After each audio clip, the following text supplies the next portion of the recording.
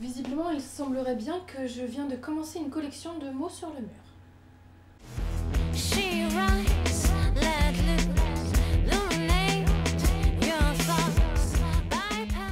Salut et bienvenue dans Junk on the Web, épisode 16. Aujourd'hui, je ne vais pas vous parler d'un événement qui a eu lieu sur internet, mais d'une chose qui m'a frappée, comme ça, alors que ça fait des années que je pratique ce réseau social qui est Twitter. J'ai remarqué qu'il y avait un stéréotype du tweetos. Le tweetos qui est donc le petit surnom que l'on donne aux utilisateurs de Twitter. Alors je vais vous parler de tweetos au masculin, mais bien sûr ça concerne également les filles qui pratiquent ce réseau social, mais je ne vais pas utiliser le mot tweetas tout simplement parce que pour moi ça ressemble fortement à pétasse, et même si tweetos ça ressemble à bolos, bizarrement ça me gêne moins. Le tweetos a généralement entre 20 et 35 ans. Et il travaille dans le milieu du web, c'est-à-dire soit en community manager, soit en rédaction, soit en développeur, soit en référencement. Et si jamais il ne travaille pas dans le milieu du web, ce qui devient de plus en plus rare, il a forcément un blog. Le tweetos aime partager ce qu'il ressent lorsqu'il regarde ses séries TV préférées, qui sont généralement Game of Thrones, House of Cards, Feu Breaking Bad, Walking Dead. Le tweetos ne se vante pas beaucoup de regarder Vampire Diaries, généralement. Dans ces tweets, vous allez trouver des partages d'articles très sérieux, d'actualité ou de sujets qui l'intéressent, parce que le tweetos veut montrer qu'il se cultive, qu'il se renseigne, qu'il se tient au courant, et peut-être parce qu'il a lu un jour que pour avoir plus de followers, il fallait partager du contenu intéressant. À côté de ça, le tweetos joue à des trucs comme Candy Crush ou Flappy Bird et aime en parler sur les réseaux sociaux pour se sentir moins seul lorsqu'il est bloqué à un niveau. Côté musique, le tweetos aime partager des musiques pas trop connues, pas trop mainstream, un peu underground, qu'on connaît pas trop, pour montrer qu'il a de la culture musicale et qu'il ne reste pas à ce qui passe sur les radios. Sauf si ça passe sur Radio Nova. Le tweetos aime les hashtags fun. Quand il y en a un, il prend plaisir à y participer en trouvant les meilleurs tweets possibles, et la consécration c'est quand un site parle de ce hashtag et qu'il cite son tweet parmi les meilleurs. Bien entendu, il adore le cute, il se fait un plaisir de partager les meilleures photos de petits chatons, de loutres, de lémuriens, d'éléphants, de pandas roux, etc. Le tweetos a vite compris que ce réseau social était également un meilleur moyen que le service client pour obtenir quelque chose d'une marque. Donc quand il n'est pas content, ou qu'il est content, le tweetos tweet la marque. Parce qu'il a très bien compris qu'aujourd'hui, l'e-réputation c'est extrêmement important pour les marques et qu'il vaut mieux que le community manager règle son problème, question d'image. Alors parfois le tweetos va aussi tweeter une personnalité, soit l'air de rien comme ça au milieu d'un de ses tweets, ou en lui parlant directement. Et si jamais le tweetos a une réponse de son idole, alors qu'il ne s'y attendait pas, ça donne un truc comme ça. Il sait que j'existe, il faut que je retweete ça tout de suite. Il y a autre chose que le tweetos adore, c'est le live tweet. C'est-à-dire qu'il va regarder une émission de télévision, généralement une émission de télé-réalité, et il va commenter en direct sur Twitter avec des milliers d'autres gens. Le but étant bien évidemment de faire le tweet le plus drôle, le plus fin, le plus percutant, de manière à ce que les autres tweetos qui tweetent live le voient, le retweetent et s'abonnent.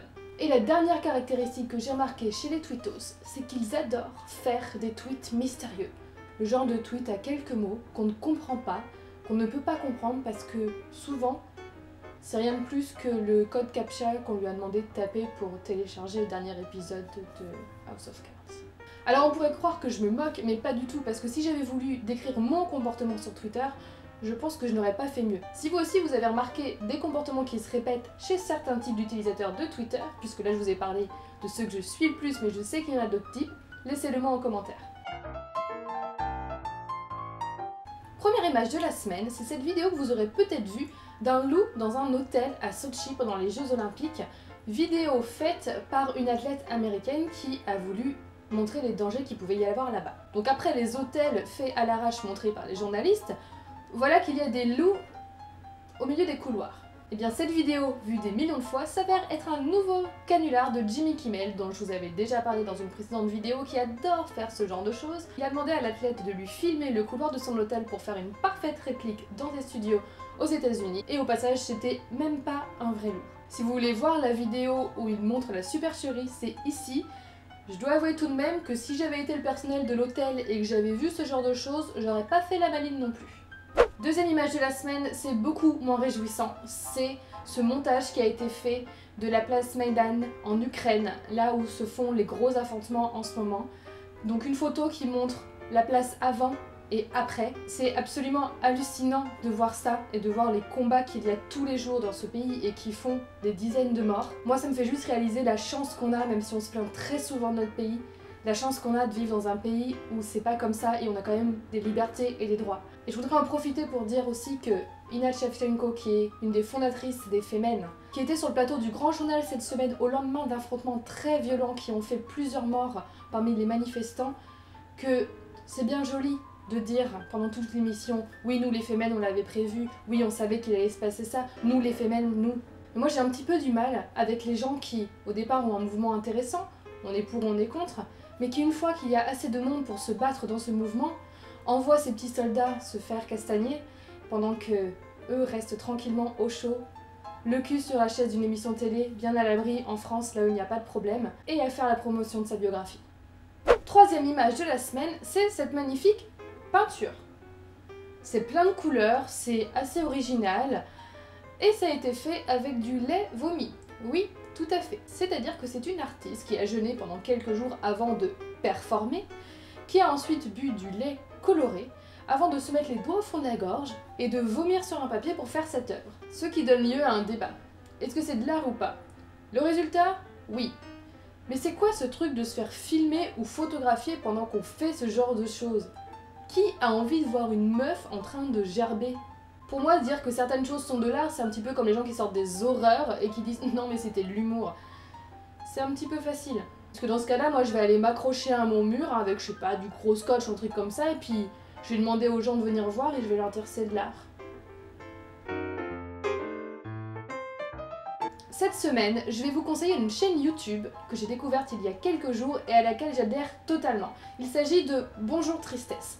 Bonjour Tristesse, c'est la chaîne d'un mec qui est complètement frappé. Mais dans le bon sens du terme. Bon, au départ j'étais un petit peu agressée par le ton particulièrement virulent du jeune homme, mais il est d'une finesse dans ce qu'il dit. Bon, globalement, hein, il explique ce qui lui a déplu dans la semaine au niveau de l'actualité en France et dans le monde entier, mais alors avec un discours comme ça, mesdames et messieurs. Le mec est génial, il nous fait une tirade de 5 minutes sans s'arrêter, c'est juste fabuleux. En regardant ses vidéos, je rigole, je me dis qu'il a raison, ce mec est un génie. Donc allez voir Bonjour Tristesse, il va faire un carton et ça m'étonnerait pas du tout, c'est totalement mérité. C'est terminé pour l'épisode d'aujourd'hui. Au passage, si vous voulez m'aider à continuer ma collection de mots sur le mur, je vous en prie, donnez-moi des idées. Si jamais vous souhaitez vous abonner à ma chaîne pour voir toutes les autres vidéos, c'est par ici que ça se passe. Vous pouvez également me rejoindre sur ma page Facebook dont je vous mets le lien en barre d'infos, ça vous permettra d'être informé des dernières vidéos, de voir quand elles arrivent et de voir un petit peu toutes les conneries que je peux partager dans la semaine. Vous pouvez tout à fait me contacter sur Twitter, bien évidemment. Mon Twitter c'est @juncanmood et vous pourrez ainsi vérifier que tout ce que j'ai dit au début de la vidéo, je le fais. Et je vous retrouve la semaine prochaine pour l'épisode 17 de Junk on the Web. Ciao ciao. Et kiss kiss bang bang.